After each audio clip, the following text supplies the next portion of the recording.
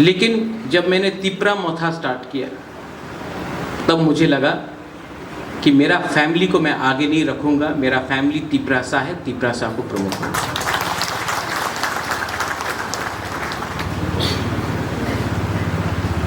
गलती हुआ है,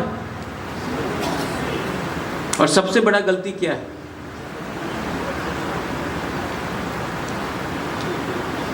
कि आज भी तिप्रासा अपना बारे पहला सोचता है, उसके बाद कम्युनिटी के बारे सोचता है।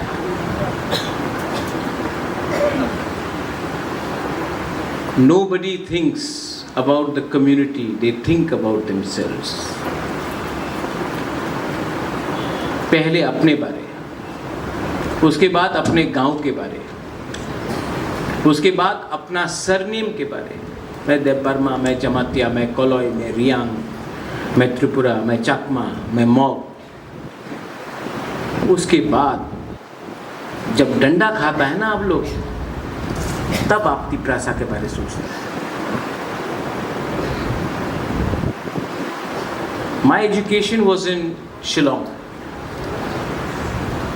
शिलोंग में जब कोई बुकुंग बारा मुझसे मिलने आता था, मैं पूछता नहीं था, आई आप देवबर्मा है, आप रियांग है, आप चमतिया है। मुझे लगता था सब हमारा है। अब त्रिपुरा में आके मालूम पड़ा कि प्रॉब्लम हम लोगों का थिंकिंग में है, सोच में है।